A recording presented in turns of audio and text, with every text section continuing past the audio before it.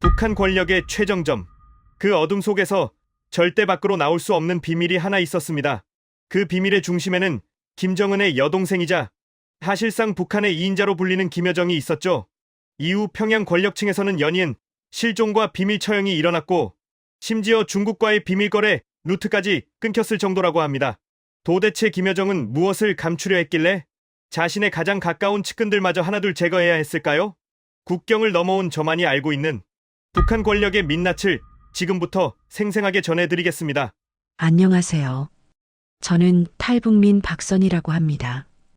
북한에서 7년간 김여정 동지의 개인 비서로 일했었죠. 물론 그 충격적인 진실을 알게 되기 전까지는 말입니다. 그날 밤 저는 김여정 동지의 개인 집무실에서 다음날 일정을 정리하던 중이었어요. 2024년 11월 어느 추운 겨울밤이었죠. 평소라면 절대 혼자 있을 수 없는 공간이었지만 그날은 김여정 동지가 급하게 원산으로 내려가시면서 급한 서류들을 정리해두라는 지시를 남기셨거든요. 평양 중심부 당 청사 15층 그 특별한 공간에서 7년을 일했지만 혼자 남겨진 건 그날이 처음이었습니다. 밖에서는 칼바람이 휘몰아쳤어요. 유리창 너머로 보이는 평양 야경은 여전히 아름다웠죠. 대동강변의 불빛들, 주체사상탑의 붉은 조명. 하지만 그 화려한 불빛 뒤에 숨겨진 진실을 그때는 몰랐습니다. 아니, 알려고 하지 않았는지도 모르겠어요. 저는 그날도 평소처럼 서류들을 분류하고 있었습니다. 김여정 동지의 다음 주 일정표, 중국 대사관과의 회의 자료, 선전선동부 보고서들, 모두 다 1급 비밀 문서들이었지만 7년간 다뤄온 저에게는 익숙한 일이었죠.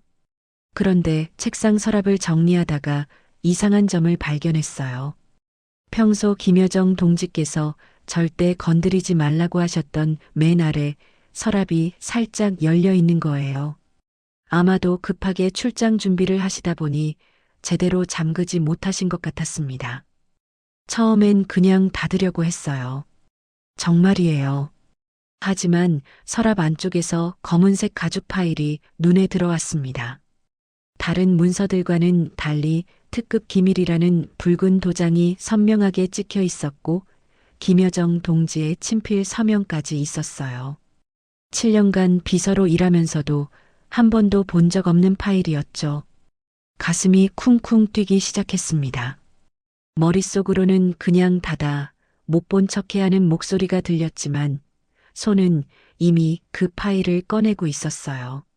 지금 생각해보면 그게 제 운명을 바꾼 순간이었습니다. 파일을 펼쳐든 순간 온몸이 얼어붙었어요. 첫 페이지에는 스위스 은행 계좌 명세서라는 제목이 적혀 있었습니다.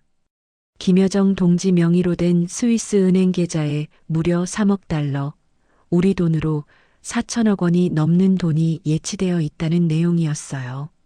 그것도 한두 개가 아니라 취리히, 제네바, 루가노 세 곳에 분산되어 있었죠. 손이 떨렸습니다. 북한에서 3억 달러가 어떤 의미인지 아세요? 평양 주민 1000명이 평생 일해도 모을 수 없는 돈이에요. 아니, 10,000명이 일해도 모자랄 겁니다. 다음 페이지를 넘기자 더 충격적인 내용이 나왔어요. 중국 베이징 차오양 구역 고급 아파트 3채, 상하이 푸둥 지역 펜트하우스 2채가 김여정 동지 명의로 되어 있었습니다. 가격이 적혀 있었는데 한 채당 우리 돈으로 100억 원이 넘는다고 하더군요. 이게 대체 무슨... 중얼거리는 제 목소리가 텅 빈 집무실에 울렸어요. 마지막 페이지에는 싱가포르 법인 명세서가 있었습니다. 북성무역회사, 평양개발투자회사, 금강산 관광개발주식회사, 모두 김여정 동지가 실소유주로 되어 있는 회사들이었어요. 북한 인민들의 외화벌이, 수입금이 모두 이 회사들을 통해 흘러들어간다는 내용도 함께 적혀 있었죠. 그 순간 머릿속이 하얘졌습니다. 제가 7년간 모셨던 분, 혁명의 계승자라고 배웠던 분, 인민을 위해 헌신한다고 믿었던 분. 그분이 뒤에서는 이렇게 국가 재산을 개인 주머니로 빼돌리고 계셨다는 겁니까? 평양 시내에서는 배급이 끊긴 지 오래고 지방에서는 굶어 죽는 사람들 소식이 들려오는데 장마당에서 쌀 한 근 사려면 한 달 월급으로도 모자란데 이분은 해외에 수천억 원을 숨겨두고 계셨던 겁니다.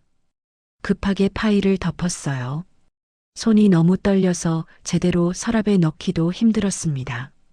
원래 있던 자리에 최대한 비슷하게 놓아두고 서랍을 조심스럽게 닫았죠. 그날 밤 집으로 돌아가는 길, 평소 보던 평양 거리가 전혀 다르게 보였어요. 당 청사의 화려한 조명, 김일성 광장의 붉은 깃발, 개선문의 웅장한 모습, 모든 게 거짓말처럼 느껴졌습니다.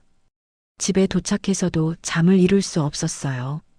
남편은 당 간부 회의에 가고 없었고 대학생인 딸 수진이만 집에 있었죠. 딸아이가 엄마 안색이 안 좋아요. 어디 아파요? 하고 물었지만 뭐라 대답할 수가 없었습니다. 그날 밤부터 제 마음속에 작은 균열이 생기기 시작했어요. 7년간 쌓아온 믿음, 체제에 대한 충성, 김여정 동지에 대한 존경심, 그 모든 게 흔들리기 시작했습니다. 그리고 그건 시작에 불과했어요. 앞으로 제가 알게 될 진실들은 그날 밤 본 것보다 훨씬 더 충격적이었으니까요. 그날 이후 저는 예전 같지 않았어요. 겉으로는 평소처럼 일했지만 마음속 깊은 곳에서는 무언가가 계속 저를 괴롭혔습니다. 김여정 동지를 볼 때마다 그 검은 파일이 떠올랐거든요. 일주일쯤 지났을 때였어요. 김여정 동지께서 중국 다롄에서 돌아오셨는데 평소와 달리 기분이 매우 좋아 보이셨습니다. 집무실로 들어오시면서 고급 가죽 가방을 제게 건네셨죠. 선희 동무, 이번 중국 출장이 아주 성공적이었네. 베이징 부동산 하나 더 계약했어. 그 말을 들은 순간 가슴이 철렁 내려앉았어요. 아, 그 파일에 있던 내용이 진짜구나. 꿈이 아니었구나. 축하드립니다, 동지. 겨우 그 말만 했습니다. 더 이상 무슨 말을 해야 할지 몰랐어요. 그날 오후 김여정 동지께서 회의에 가신 사이 저는 다시 한번 그 서랍을 열었습니다. 이번엔 더 깊숙이 들여다봤죠. 그리고 또 다른 문서를 발견했어요. 조선노동당 외화관리국 기밀 보고서. 손이 떨렸지만 계속 읽어 내려갔습니다. 거기에는 북한 전체 외화 수입의 흐름이 상세히 적혀 있었어요. 중국과의 무연탄 거래 수익금, 해외 노동자들이 보내온 송금액, 무기 수출 대금. 이 모든 돈이 어떻게 쓰이는지가 낱낱이 기록되어 있었습니다. 그중 가장 충격적이었던 건 이거였어요. 전체 외화 수입의 40% 이상이 김 씨 일가의 비자금으로 빠져나간다는 내용이었습니다. 인민들 배급은커녕 군인들 월급도 제대로 못 주면서 말이죠. 이게 대체. 저도 모르게 중얼거렸어요. 그때 갑자기 문이 열리는 소리가 들렸습니다. 선희 동무, 김여정 동지였어요. 회의가 일찍 끝났나 봅니다. 순간 온몸이 굳었죠. 아, 동지. 서류를 정리하다가. 그래. 수고하네. 다행히 김여정 동지는 제가 무엇을 보고 있었는지 눈치채지 못한 것 같았어요. 하지만 그날 밤 집에 돌아온 저는 잠을 한숨도 자지 못했습니다. 며칠 뒤 더 충격적인 일이 벌어졌어요. 함께 일하던 선배 비서 최은경 동무가 갑자기 자리에서 사라진 겁니다. 전날까지만 해도 멀쩡히 일하던 분이었는데 아침에 출근해 보니 빈자리만 남아 있었어요. 은경 동무는 어디 갔어요? 다른 동료에게 물었지만 모두들 입을 다물고 있었습니다. 나중에 조심스럽게 알아보니 보위부에 끌려갔다는 소문이었어요. 이유는 아무도 몰랐죠. 그날 밤 남편에게 조심스럽게 물었어요. 여보, 혹시 당에서 최은경 동무 이야기 들었어요? 남편은 잠시 망설이더니 낮은 목소리로 말했습니다. 당 기밀 유출 혐의라던데. 자세한 건 나도 몰라. 근데 선희, 당신도 조심해. 김여정 동지 비서실은 특히 감시가 심하다고 하더군. 그 말을 듣는 순간 온몸이 얼어붙었어요. 혹시 최은경 동무도 저처럼 그 파일을 봤던 건 아닐까? 그래서 제거당한 건 아닐까? 밤새 뒤척이다가 문득 깨달았습니다. 제가 본 것, 제가 알게 된 것들. 이건 그냥 넘어갈 수 있는 문제가 아니었어요. 알아버린 이상 저도 위험에 처할 수 있다는 걸 뼈저리게 느꼈죠. 다음 날 출근길, 평소 지나다니던 광복거리가 전혀 다르게 보였어요. 배급소 앞에 긴 줄을 서 있는 사람들, 장마당에서 고구마 몇 개 팔려고 쭈그리고 앉아 있는 할머니들. 이 사람들이 낸 세금으로, 이 사람들이 흘린 땀으로 모은 돈이 저 해외 계좌로 흘러 들어간다고 가슴이 미어졌습니다. 그날 점심시간 김여정 동지께서 식사 자리에서 이런 말씀을 하셨어요. 인민들이 조금 고생스럽더라도 견뎌야 해. 우리 체제를 지키기 위해서는 외화가 필요하니까. 예전이었다면 당연하게 받아들였을 말이었어요. 하지만 그날은 달랐습니다. 그 말이 귀에 들어올 때마다 속이 뒤틀렸죠. 체제를 지키기 위해서? 아니면 당신들 배를 불리기 위해서? 그렇게 속으로만 삼켰습니다. 입 밖으로 낼 수는 없었으니까요. 저녁에 집에 돌아왔을 때 딸 수진이가 대학교 과제를 하고 있었어요. 주체사상에 대한 보고서를 쓰고 있더군요. 엄마, 위대한 수령님께서 인민을 위해 헌신하셨다는 거 정말 감동적이지 않아요? 딸아이의 순수한 눈빛을 보니 가슴이 찢어지는 것 같았어요. 이 아이도 저처럼 거짓말을 배우고 있구나. 진실은 감춘 채 포장된 이야기만 듣고 자라는구나. 그래, 수진아. 잘 쓰렴. 그 말밖에 할 수 없었습니다. 그날 밤 거울 앞에 섰어요. 44년을 살아온 제 얼굴이 비쳤죠. 나는 지금까지 뭘 한 걸까? 7년간 저 사람의 비서로 일하면서 나도 모르게 그 체제의 공범이 된 건 아닐까? 거울 속 제 모습이 낯설게 느껴졌습니다. 그리고 그날 밤부터 저는 결심했어요. 더 이상 눈 감고 살 수는 없다고. 어떻게든 진실을 알아야겠다고. 그래야 이 끔찍한 거짓에서 벗어날 수 있을 거라고.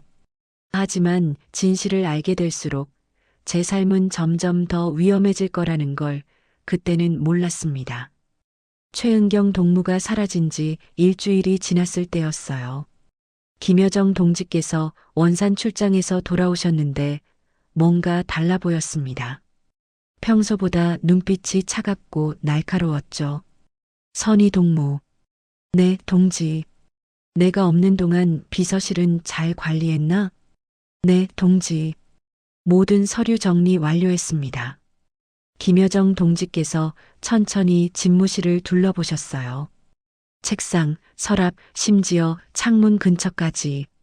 마치 무언가를 확인하시는 것 같았습니다. 그래. 수고했네. 그렇게 말씀하시곤 책상 앞에 앉으셨어요. 그런데 이상했습니다. 평소와 달리 계속 저를 쳐다보시는 거예요. 뭔가를 의심하는 듯한 눈빛이었죠. 선희 동무, 내가 없을 때 아래 서랍은 건드리지 않았겠지? 심장이 멎는 줄 알았어요. 아, 아닙니다, 동지. 말씀하신 대로 위쪽 서류들만 정리했습니다. 그래, 잘했네. 하지만 김여정 동지의 표정은 여전히 의심스러워 보였어요. 그날 이후로 분위기가 확 바뀌었습니다. 사흘 뒤 더 무서운 일이 일어났어요. 평소 같으면 오전 10시쯤 출근하시는데 그날은 아침 8시에 갑자기 나타나셨습니다. 게다가 보위부 사람들까지 대동하고 오셨어요. 오늘부터 비서실 보안 점검을 실시한다. 김여정 동지의 차가운 목소리가 사무실에 울렸습니다. 보이부 요원들이 사무실 구석구석을 뒤지기 시작했어요. 서류 캐비닛, 개인 사물함, 심지어 쓰레기통까지. 저와 다른 비서 2명은 한쪽에 서서 그 광경을 지켜볼 수밖에 없었죠. 최근 당 중앙에서 기밀 유출 사건이 여러 건 발생했다. 특히 고위급 비서실이 주요 감시 대상이 되었으니 모두 긴장하라. 김여정 동지의 말씀이었어요.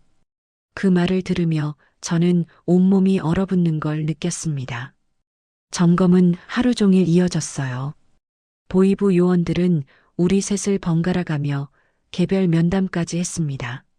최은경 동무와 친했나? 업무 외에 사적으로 만난 적 있나? 비서실에서 이상한 행동을 한 사람 본 적 있나? 질문이 계속 이어졌어요. 저는 최대한 침착하게 대답하려 애썼지만 손에서는 땀이 계속 흘렀습니다.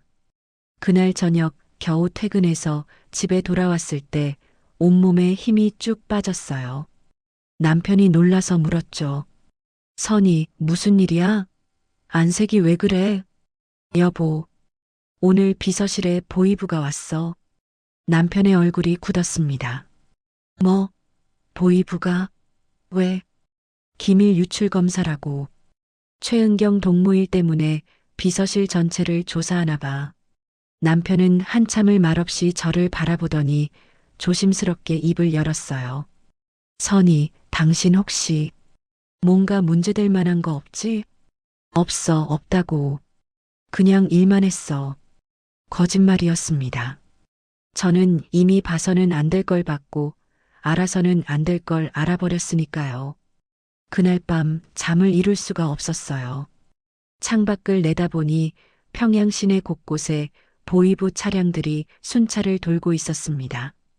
요즘 들어 감시가 부쩍 심해졌어요. 다음 날 출근하니 더 충격적인 소식이 기다리고 있었습니다. 함께 일하던 또 다른 비서, 김명숙 동무도 사라진 거예요. 어제까지만 해도 멀쩡히 있었는데 말이죠. 일주일 만에 3명 중 2명이 사라진 겁니다. 명숙 동무는 어떻게 된 거예요?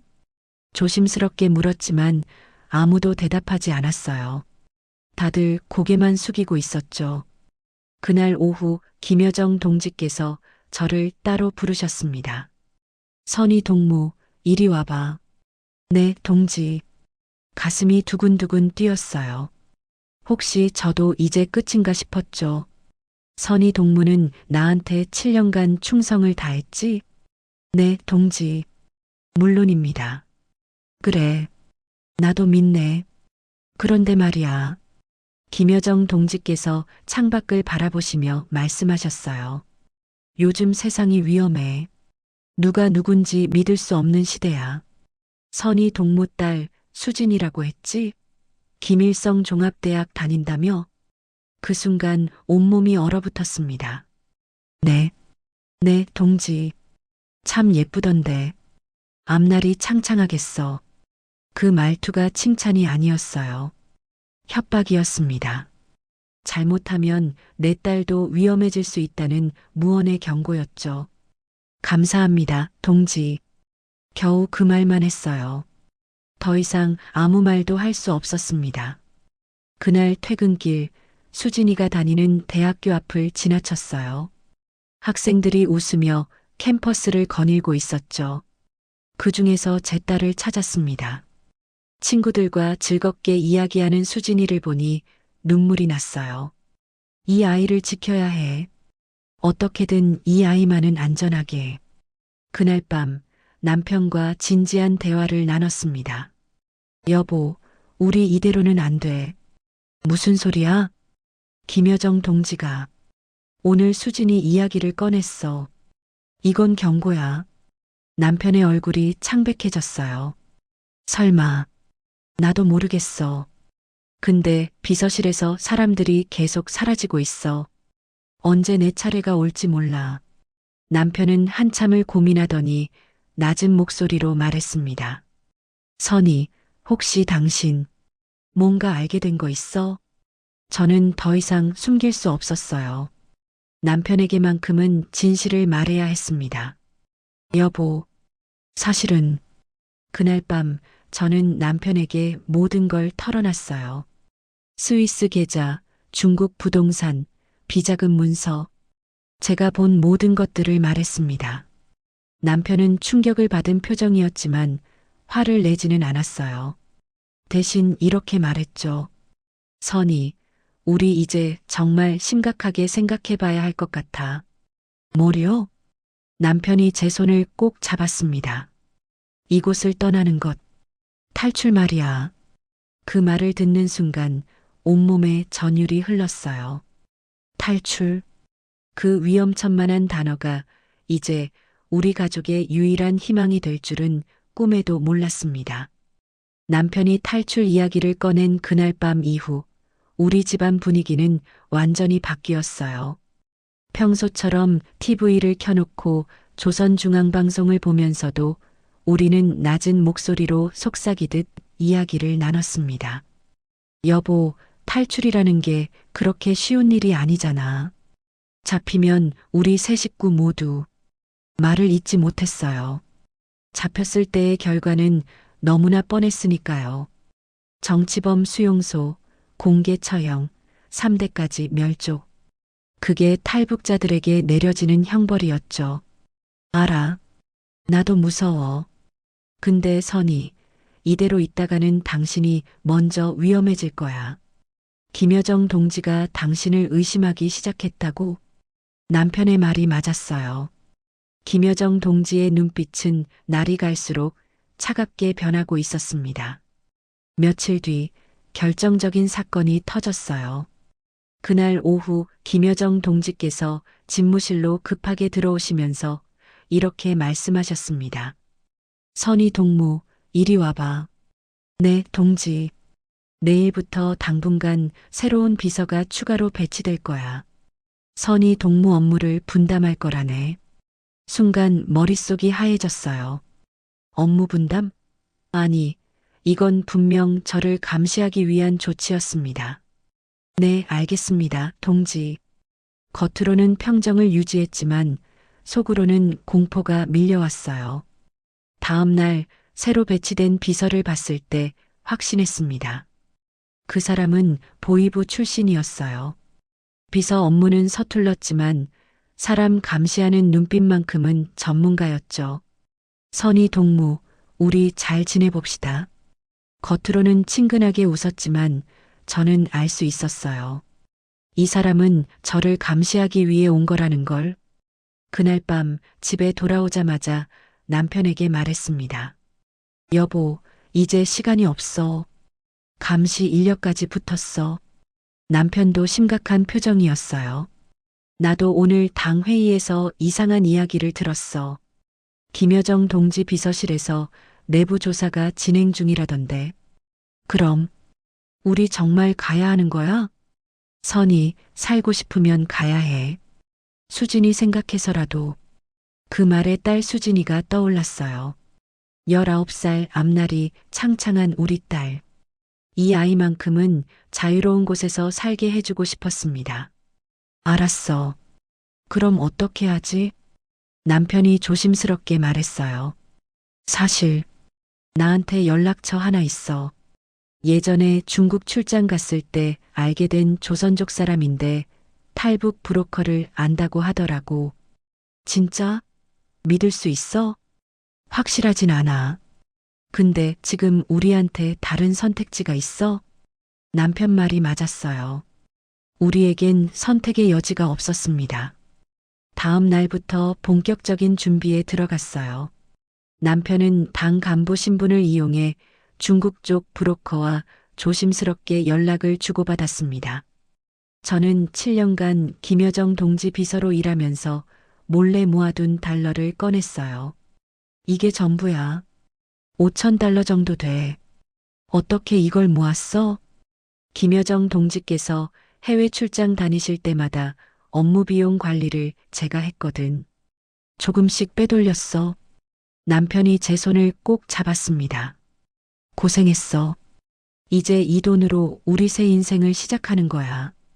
브로커와의 연락은 신중하게 진행됐어요. 직접 통화는 위험하니까 암호문으로 메시지를 주고받았죠. 브로커가 요구한 금액은 1인당 3,000달러, 총 9,000달러였어요. 우리 가진 돈으론 모자라요. 내가 아는 사람한테서 빌릴게. 다 방법이 있어. 남편은 평소 친하게 지내던 당 간부 동료에게 돈을 빌렸어요. 물론 탈북 용도라고는 말하지 않고 딸 대학 등록금이 필요하다고 했죠. 가장 어려운 건 딸 수진이한테 진실을 말하는 거였어요. 19살 아이에게 탈북을 설득한다는 게 쉬운 일이 아니었거든요. 어느 날 저녁 세 식구가 모였을 때 남편이 조심스럽게 꺼냈습니다. 수진아, 너한테 할 말이 있어. 네, 아빠. 우리 이제 평양을 떠나야 할 것 같아. 수진이의 눈이 커졌어요. 네, 무슨 소리예요? 어디로요? 수진아, 제가 딸의 손을 잡았습니다. 남쪽으로, 대한민국으로 가는 거야. 엄마, 그게 무슨 탈북 말씀이세요? 딸아이는 충격을 받은 표정이었어요. 당연했죠. 19회를 북한에서 살았고 체제 교육을 받으며 자랐으니까요. 수진아, 엄마 말 잘 들어봐. 우리가 지금 여기 남아있으면 우리 가족 모두 위험해. 왜요? 무슨 일인데요? 남편과 저는 딸에게 모든 걸 설명했어요. 제가 본 문서들, 김여정 동지의 비리, 그리고 지금 우리 가족이 처한 위험까지. 수진이는 한참을 울었습니다. 하지만 결국 이해해줬어요. 엄마, 아빠, 무섭지만 따라갈게요. 우리 가족이 함께라면 괜찮을 거예요. 딸의 그 말에 저도 남편도 눈물을 흘렸습니다. 탈출 날짜는 12월 15일 새벽으로 정해졌어요. 브로커가 그날이 가장 안전하다고 했죠. 국경 경비가 교대하는 시간을 노린다고 했습니다. 출발 전날 밤 저는 평양 외곽에 있는 부모님 묘소를 찾아갔어요. 남편과 딸은 집에서 기다리게 하고 저 혼자 갔습니다. 어머니, 아버지, 불효녀 용서하세요. 묘 앞에 엎드려 한참을 울었어요. 딸이 이제 멀리 떠나갑니다. 아마 이 땅에 다시는 못 올지 몰라요. 하지만 수진이만큼은 자유롭게 살게 해주고 싶어요. 하늘에서 저희 좀 지켜봐 주세요. 돌아오는 길 평양 시내를 마지막으로 둘러봤어요. 대동강, 모란봉, 주체사상탑. 제가 44년을 살아온 이 땅. 이제 영영 이별해야 할지도 모르는 고향. 집에 돌아오니 남편과 딸이 짐을 꾸리고 있었어요. 큰 짐은 가져갈 수 없으니 작은 배낭 하나씩만 챙겼죠. 옷 몇 벌, 돈, 그리고 가족 사진 한 장. 이제 정말 가는 거네요. 딸이 떨리는 목소리로 말했습니다. 그래, 수진아. 무섭지? 네. 근데 엄마 아빠랑 함께니까 괜찮아요. 그날 밤 우리 세 식구는 한 방에 모여 잤어요. 서로를 꼭 껴안고 내일 새벽에 위험한 여정을 앞두고 마지막 평양의 밤을 보냈습니다. 창밖으로 평양의 야경이 보였어요. 아름답지만 차가운 자유가 없는 도시. 이제 우리는 그곳을 떠나 진짜 자유를 찾아 떠나는 겁니다. 살아서 국경을 넘을 수 있을지 그 누구도 장담할 수 없었지만요. 2024년 12월 15일 새벽 3시 알람 소리 없이 눈을 떴어요. 사실 한숨도 못 잤죠. 옆에서는 남편과 딸도 뒤척이고 있었습니다. 우리 모두 잠들지 못한 채 그 시간을 기다리고 있었던 거예요. 일어나야 해. 남편의 낮은 목소리에 우리는 조용히 일어났습니다. 미리 준비해둔 검은색 옷으로 갈아입었어요. 눈에 덜 띄려면 어두운 색이 좋다고 브로커가 일러줬거든요. 엄마, 정말 가는 거예요? 수진이가 떨리는 목소리로 물었어요. 그래, 딸. 이제 돌아올 수 없어. 준비됐지? 수진이가 고개를 끄덕였습니다. 아이 눈에는 두려움이 가득했지만 그래도 용기를 내려는 게 보였어요. 새벽 4시 우리는 집을 나섰습니다. 평양에서 신의주까지는 차로 4시간 거리. 브로커가 준비해준 차량이 골목 어귀에서 우리를 기다리고 있었어요. 운전기사는 말이 없었죠. 그저 고개만 끄덕이고는 차를 출발시켰습니다. 차 안은 침묵으로 가득했어요. 창밖으로는 아직 어둠에 잠긴 평양이 지나갔습니다. 익숙한 거리들, 제가 44년을 살아온 이 도시를 마지막으로 보는 거였죠. 검문소를 2번 지나쳤어요. 그때마다 심장이 터질 듯 뛰었습니다. 다행히 남편이 당 간부 신분증을 보여주니 큰 문제 없이 통과할 수 있었죠. 중국 쪽 업무 때문에 신의주 출장입니다. 남편의 침착한 거짓말에 검문소 군인들은 고개를 끄덕이며 보내줬어요. 새벽 7시 반 신의주 외곽에 도착했습니다.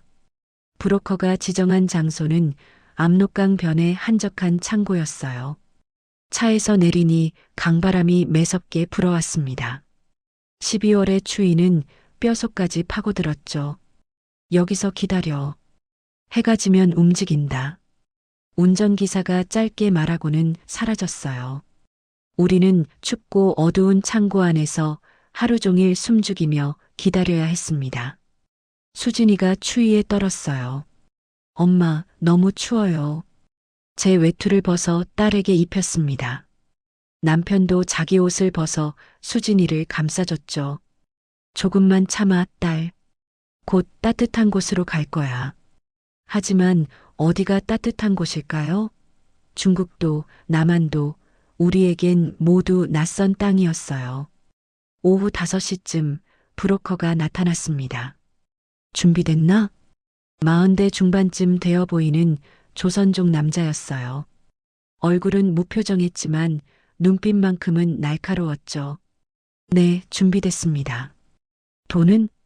남편이 준비한 9,000달러를 건넸어요. 브로커는 빠르게 세어보고는 주머니에 넣었습니다. 좋아. 그럼 내 말 잘 들어. 강은 지금 얼어 있어. 하지만 완전히 얼진 않았으니까 조심해야 돼. 그리고 절대 소리 내지 마. 순찰대 교대 시간이 새벽 5시니까 그 10분 사이에 건너야 해. 10분이요? 그래. 10분. 그 안에 못 건너면. 너희가 어떻게 될지는 나도 몰라. 브로커의 차가운 말에 온몸이 얼어붙었어요. 밤 11시 우리는 창고를 나섰습니다. 강변까지는 걸어서 30분 거리. 달빛도 없는 깜깜한 밤이었어요. 브로커가 앞장서고 우리 세 식구가 따라갔죠. 발소리 하나 크게 낼 수 없었습니다.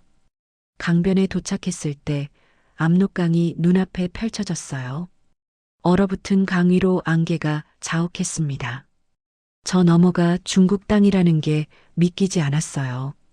고작 100m도 안 되는 거리였지만 그 100m가 천리처럼 멀게 느껴졌습니다. 새벽 5시까지 여기서 대기. 브로커의 지시에 우리는 갈대숲에 몸을 숨겼어요. 시간이 너무 더디게 흘렀습니다. 추위와 긴장감 속에서 몇 시간을 기다리는 건 정말 고통이었죠. 새벽 4시 50분. 준비해. 브로커의 낮은 목소리에 우리는 긴장했어요. 심장이 미친 듯이 뛰기 시작했습니다. 저기 순찰대 보이지? 저 불빛? 멀리서 손전등 불빛이 움직이고 있었어요. 저들이 초소로 돌아가면 그때 뛰는 거야. 준비됐지? 네. 목소리가 떨렸어요. 너무 무서웠습니다. 새벽 5시 정각. 순찰대의 불빛이 초소 쪽으로 사라졌어요. 지금이야. 뛰어. 브로커의 외침에 우리는 강 위로 뛰어들었습니다. 얼어붙은 강 위를 달리는 기분. 평생 잊을 수 없을 거예요. 발밑에서 얼음이 삐걱거리는 소리가 들렸죠. 혹시 깨지는 건 아닐까 그 공포가 온몸을 감쌌습니다. 엄마, 무서워요. 뒤에서 수진이가 소리쳤어요. 조용히, 뛰기만 해. 남편이 수진이 손을 잡아 끌었어요. 저도 필사적으로 달렸습니다. 50m쯤 왔을 때였어요. 갑자기 하늘로 조명탄이 올라갔습니다. 탐지, 조명탄. 어디선가 고함 소리가 들렸어요. 순찰대가 우리를 발견한 겁니다. 엎드려. 브로커가 소리쳤고 우리는 얼음 위에 납작 엎드렸어요. 조명탄 불빛이 강 위를 훑고 지나갔죠. 제발, 하늘에 계신 어머니 아버지, 우리 좀 도와주세요. 속으로 간절히 기도했습니다. 수진이는 제 품에 안겨 부들부들 떨고 있었어요. 총소리가 들렸습니다. 탕, 탕탕. 순찰대가 허공에 경고 사격을 하는 거였어요. 너무 무서웠습니다. 이대로 죽는 건가 싶었죠. 그런데 신기하게도 순찰대가 우리가 있는 쪽이 아닌 다른 방향으로 달려가는 거예요. 아마 정확한 위치를 파악하지 못한 것 같았습니다. 지금이야. 일어나서 뛰어. 브로커의 외침에 우리는 다시 일어나 전력 질주했어요. 남은 거리는 50m. 숨이 턱까지 차올랐지만 멈출 수 없었습니다. 40m, 30m, 20m. 거의 다 왔어. 조금만 더. 남편이 수진이를 거의 끌다시피 하며 달렸어요. 저도 마지막 힘을 다해 뛰었습니다. 그리고 마침내 중국 땅을 밟았습니다. 강 건너편에 도착한 순간 세 식구 모두 그 자리에 주저앉았어요. 숨도 제대로 쉴 수 없었습니다. 온몸이 땀으로 흠뻑 젖었고 다리는 후들후들 떨렸죠. 해냈어. 우리가 해냈어. 남편이 떨리는 목소리로 말했어요. 수진이가 제 품에서 울음을 터뜨렸습니다. 저도 남편도 함께 울었어요. 두려움과 안도감이 뒤섞인 눈물이었습니다. 이제 살았어. 우리 살았어. 하지만 아직 안전한 건 아니었어요. 중국 땅이라고 해서 자유를 얻은 건 아니었으니까요. 중국은 북한과 탈북자 송환 협정을 맺은 나라. 잡히면 다시 북한으로 끌려가게 됩니다. 일어나. 여기서 오래 있으면 안 돼. 브로커가 재촉했어요. 우리는 휴식도 제대로 못하고 다시 일어나 어둠 속으로 걸어 들어갔습니다. 압록강을 건넜지만 진짜 여정은 이제 시작이었어요. 압록강을 건넌 우리는 브로커가 준비한 차를 타고 단둥 외곽의 한 마을로 이동했어요. 새벽 6시쯤 도착한 곳은 허름한 조선족 가정집이었습니다. 여기서 한 달 정도 숨어 지내. 중국 공안들이 국경 지역 단속을 강화하고 있으니까 일단 시간을 좀 벌어야 해. 브로커가 말했어요. 한 달이나요? 그럼 언제 한국으로 갈 수 있는 건데요? 남편이 조급하게 물었지만 브로커는 냉정했습니다. 서두르다 잡히면 끝이야. 북한으로 송환되는 거 알지? 인내심 가져. 그렇게 우리의 중국 숨어 지내기가 시작됐어요.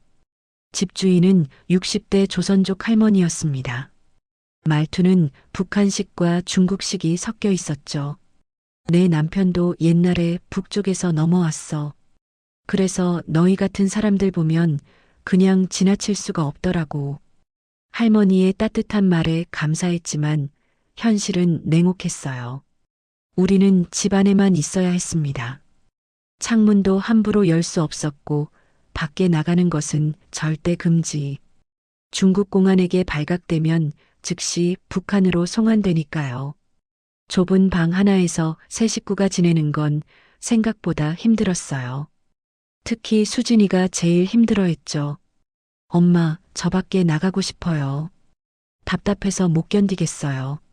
수진아, 조금만 참아.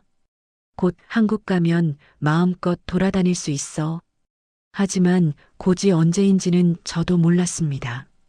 일주일쯤 지났을 때 수진이가 감기에 걸렸어요. 기침을 하고 열이 나는데 병원에 갈 수도 없었습니다. 신분증이 없으니까요. 불법 체류자인 우리는 중국에서 그 어떤 공공 서비스도 이용할 수 없었어요. 할머니, 약 좀 구할 수 있을까요? 약국 가려면 신분증 필요한데. 내가 한번 알아볼게.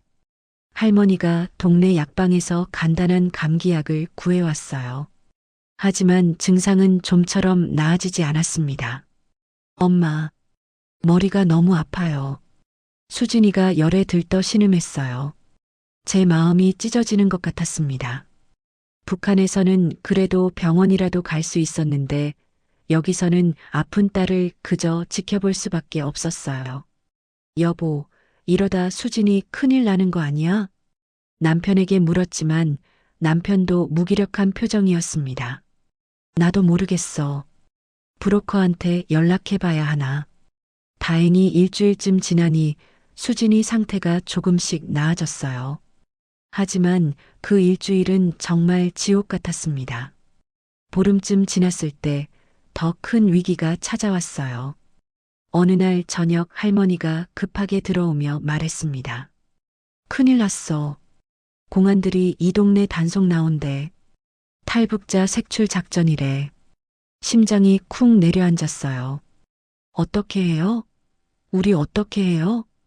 일단 지하실로 내려가. 빨리. 할머니네 집에는 작은 지하 창고가 있었어요.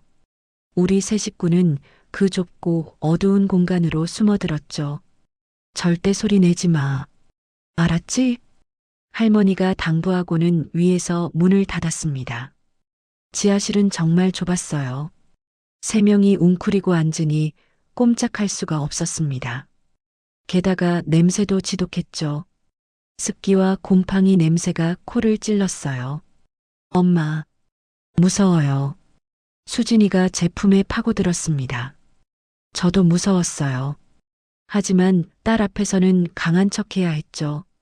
괜찮아. 곧 지나갈 거야. 위에서 발소리가 들렸어요. 중국어로 뭐라고 묻는 소리, 할머니가 대답하는 소리. 심장이 너무 빨리 뛰어서 다른 사람들도 들릴까봐 겁났습니다. 1시간쯤 지났을까요? 발소리가 멀어지고 조용해졌어요. 그런데도 우리는 2시간을 더 지하실에 있었습니다. 혹시 몰라서요. 이제 나와도 돼. 할머니가 문을 열어줬을 때 우리는 완전히 지쳐 있었어요. 다행히 그냥 갔어. 근데 이제 여기도 안전하지 않아. 빨리 다른 곳으로 옮겨야 해. 그날 밤 브로커에게 연락이 왔습니다. 단속이 심해졌네. 너희를 다른 곳으로 옮기겠어. 내일 밤 준비해. 다음 날 밤 우리는 또다시 이동했어요. 이번에는 랴오닝성 선양으로 갔습니다. 거기서 한국 선교사들이 운영하는 쉼터가 있다고 했죠. 선양까지는 차로 5시간 걸렸어요. 밤새 차 뒷좌석에서 웅크리고 있었는데 검문소를 지날 때마다 숨이 멎는 것 같았습니다. 선양의 쉼터는 단둥보다는 나았어요. 거기에는 우리 같은 탈북자들이 10여 명쯤 있었습니다. 다들 한국으로 가기 위해 기다리는 사람들이었죠.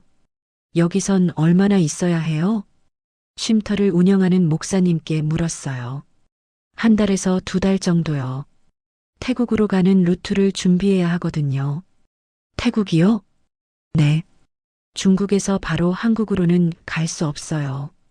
태국을 거쳐서 한국 대사관에 가야 합니다. 그 말을 듣고 막막했어요. 아직도 갈 길이 이렇게 먼데. 쉼터에서는 하루 2끼만 먹을 수 있었어요. 아침과 저녁, 그것도 간단한 죽이나 만두 몇 개. 배가 고팠지만 참아야 했죠. 엄마, 배고파요. 수진이가 작은 목소리로 말했어요. 딸아이는 원래 식성이 좋은 편이라 이런 환경이 더 힘들었을 거예요. 조금만 참아, 딸. 한국 가면 맛있는 거 많이 먹자. 하지만 언제 한국에 갈 수 있을지 알 수 없었습니다. 쉼터에서 1달을 지냈어요. 그 1달 동안 우리는 계속 불안에 떨어야 했습니다. 중국 공안의 단속은 계속됐고 때때로 쉼터 근처까지 왔다는 소문도 들렸죠. 어느 날 같이 지내던 탈북자 한 분이 공안에 잡혀갔어요. 나갔다가 신분증 검사에 걸린 거였습니다. 그분은 결국 북한으로 송환됐다고 들었죠. 우리도 저렇게 될 수 있어요? 수진이가 공포에 질린 표호로 물었어요. 아니야. 우리는 조심할 거야. 절대 밖에 안 나갈 거고. 하지만 속으로는 저도 두려웠습니다. 이곳 중국도 결국 우리에게는 감옥이나 다름없었어요. 북한을 탈출하면 자유를 얻는 줄 알았어요. 하지만 중국에서의 삶은 또 다른 지옥이었습니다. 신분도 없고 권리도 없고 언제 잡혀갈지 모르는 불안 속에서 숨죽이며 사는 나날들. 과연 우리가 한국까지 무사히 갈 수 있을까? 매일 밤 그런 생각을 하며 잠들었어요. 그리고 매일 아침 아직 잡혀가지 않았다는 사실에 안도하며 하루를 시작했습니다. 중국에서의 2달은 제 인생에서 가장 길고 고통스러운 시간이었어요. 하지만 우리에겐 선택의 여지가 없었습니다.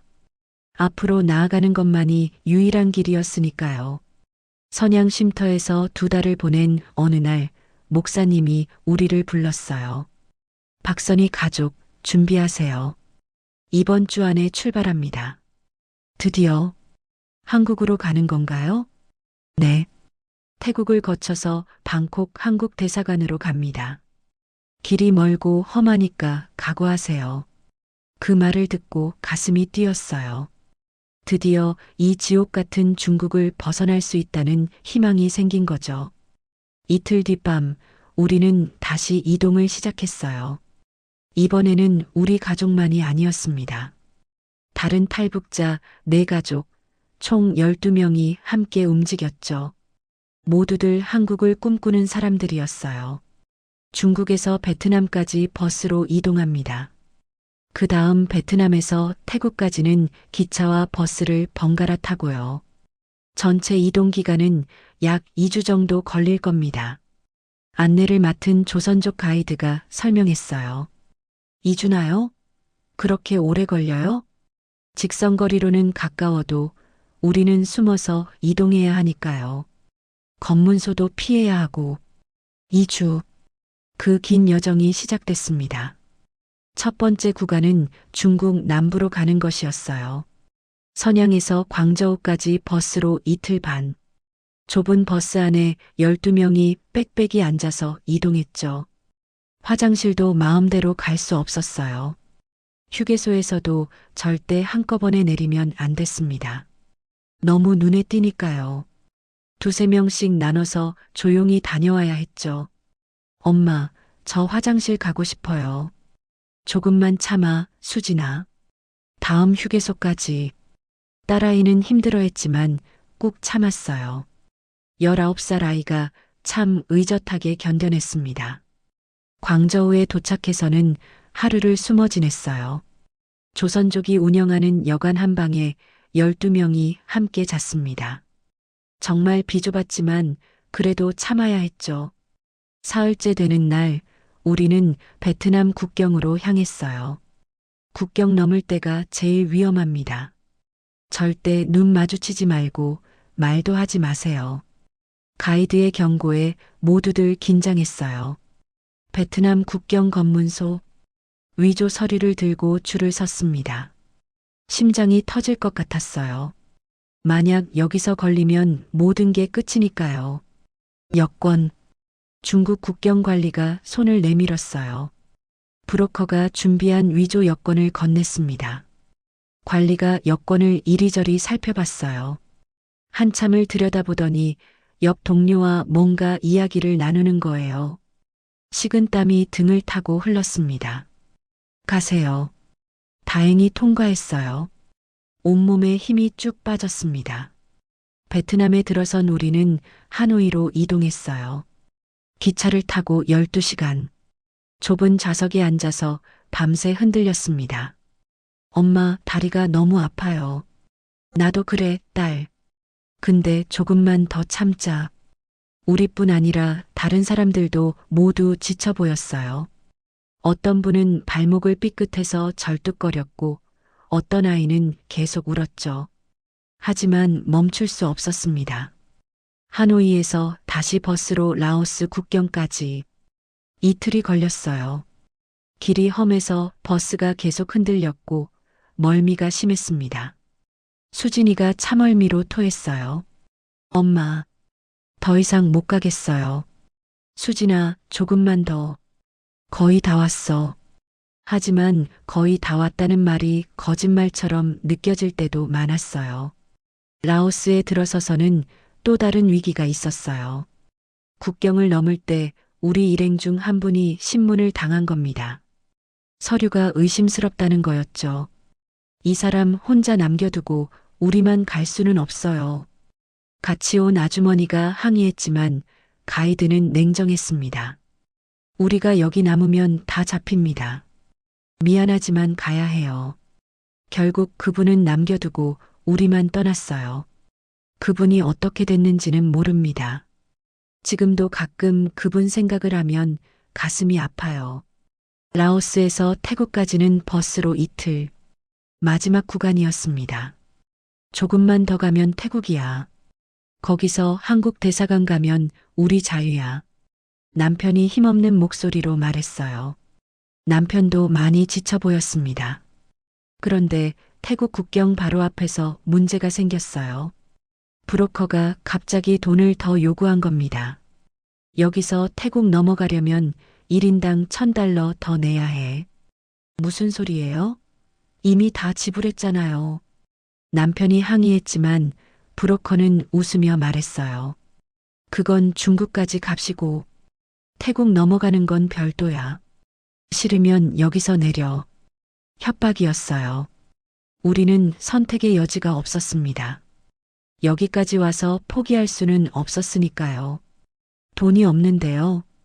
금붙이라도 있으면 줘. 반지, 목걸이 뭐든.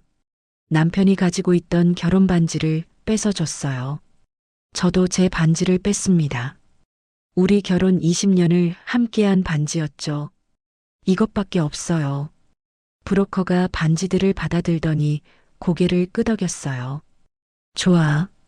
그럼 가자. 마침내 태국 땅을 밟았을 때는 이미 밤 11시였어요. 700만 킬로미터가 넘는 여정. 2주간의 악몽 같은 이동이 끝난 겁니다. 방콕까지는 차로 6시간이야. 거기서 한국 대사관 찾아가면 돼. 가이드가 마지막으로 길을 알려줬어요. 다음 날 아침 우리는 방콕에 도착했습니다. 높은 빌딩들, 복잡한 거리, 활기찬 사람들. 자유로운 나라의 모습이었어요. 저기 한국 대사관이에요. 수진이가 손가락으로 가리켰어요. 태극기가 펄럭이는 건물이 보였습니다. 우리 세 식구는 손을 꼭 잡고 대사관으로 걸어갔어요.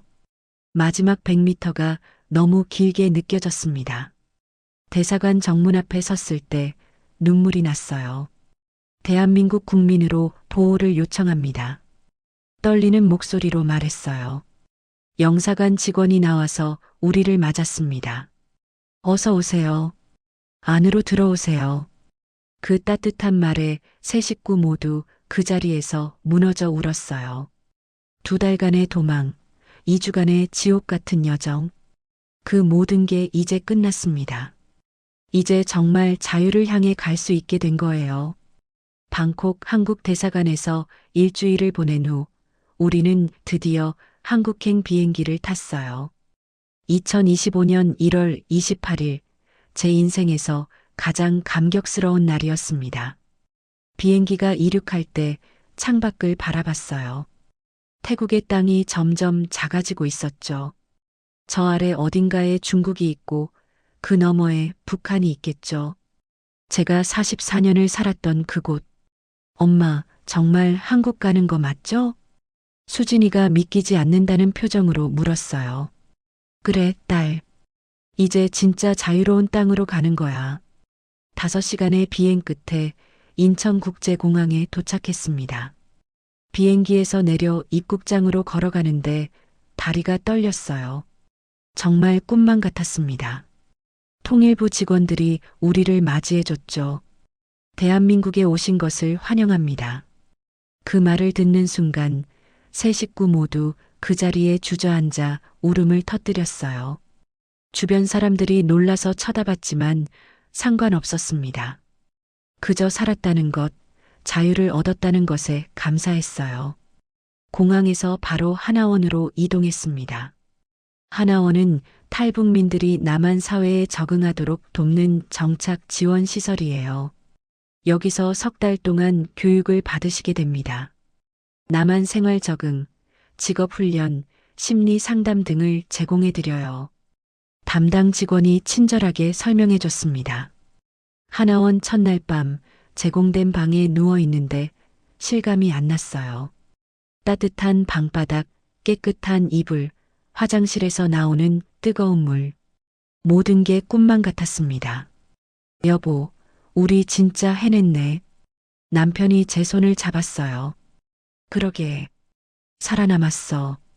다음 날부터 본격적인 교육이 시작됐어요. 가장 먼저 받은 건 문화 충격 교육이었습니다. 남한과 북한의 언어 차이, 생활 방식 차이를 배웠죠. 여러분, 편의점이라고 아세요? 강사님이 물었어요. 24시간 내내 문을 여는 가게입니다.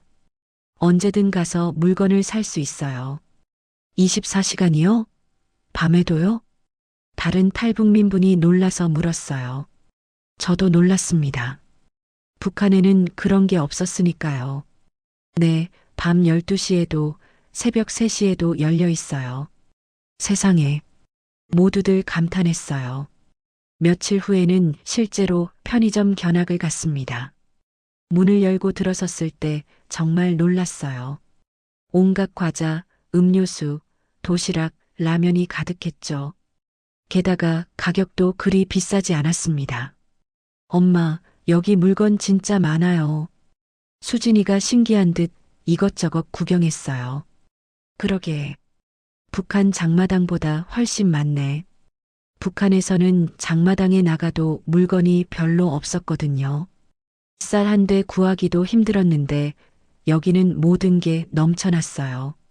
한 달쯤 지났을 때 인터넷 사용법도 배웠습니다. 검색창에 무엇이든 입력하면 정보를 찾을 수 있어요. 예를 들어 김정은을 검색하면 강사님이 김정은을 검색하자 수많은 기사가 나왔어요. 김정은의 건강 문제, 핵 개발, 인권 탄압 등등. 이런 것도 마음대로 검색할 수 있어요? 제가 놀라서 물었죠.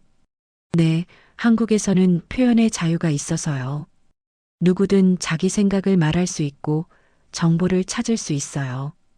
그날 밤 저는 김여정을 검색해 봤어요. 제가 7년간 모셨던 그분.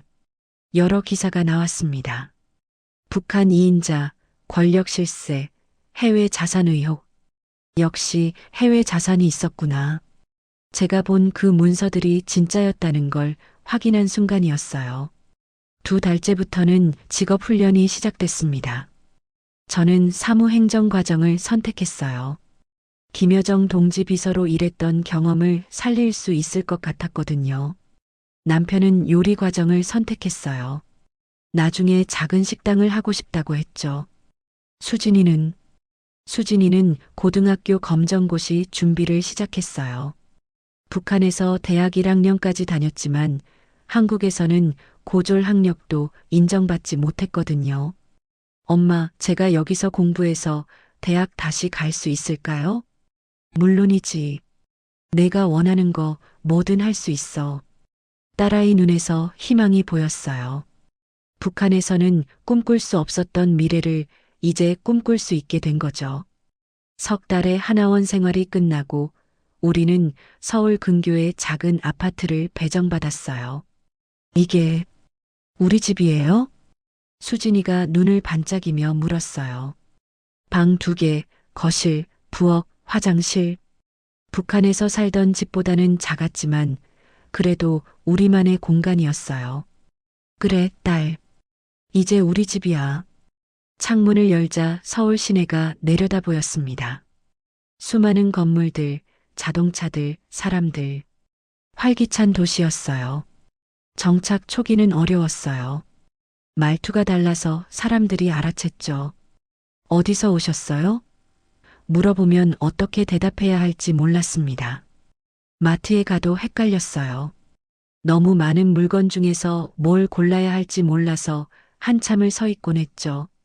카드 사용법도 어려웠고 스마트폰도 익숙하지 않았어요. 하지만 조금씩 적응해 갔습니다. 남편은 한 달 후 동네 작은 식당에서 일자리를 구했어요. 월급은 많지 않았지만 정직하게 번 돈이었습니다. 저는 탈북민 지원 단체에서 상담원으로 일하게 됐어요. 제 경험을 나누고 새로 온 탈북민들을 돕는 일이었죠. 수진이는 검정고시를 통과하고 대안학교에 입학했어요. 거기서 또래 탈북 청소년들과 친구가 됐습니다. 어느 날 저녁, 세 식구가 함께 저녁을 먹고 있었어요.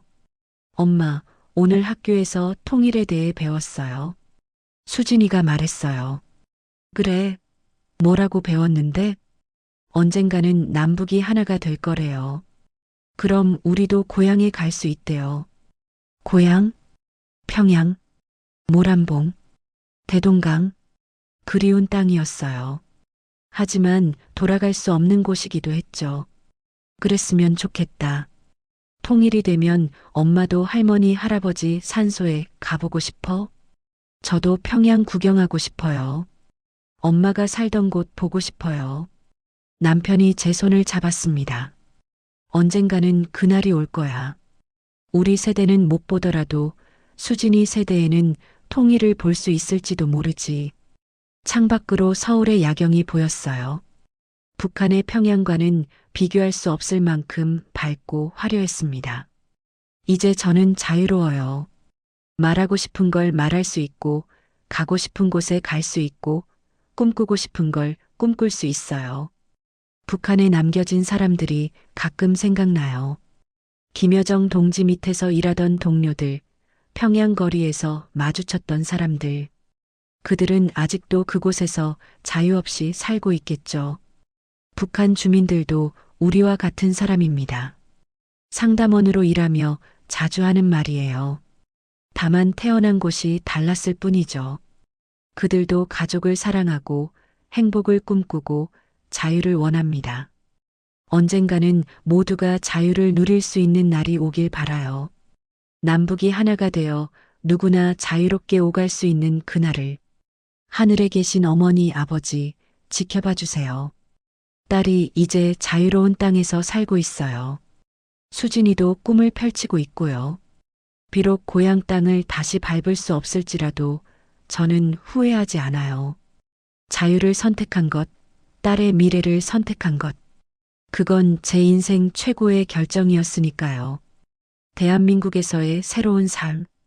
쉽지만은 않지만 그래도 행복합니다. 왜냐하면 여기는 자유가 있는 땅이니까요. 그리고 언젠가 통일의 그날이 오면 저는 평양으로 돌아가 부모님 산소 앞에서 말씀드릴 거예요. 어머니, 아버지, 딸이 다녀갑니다. 자유를 찾아 떠났던 딸이 이제 당당하게 돌아왔습니다. 그날을 꿈꾸며 오늘도 저는 이곳 대한민국에서 살아갑니다. 자유롭게, 당당하게, 희망을 품고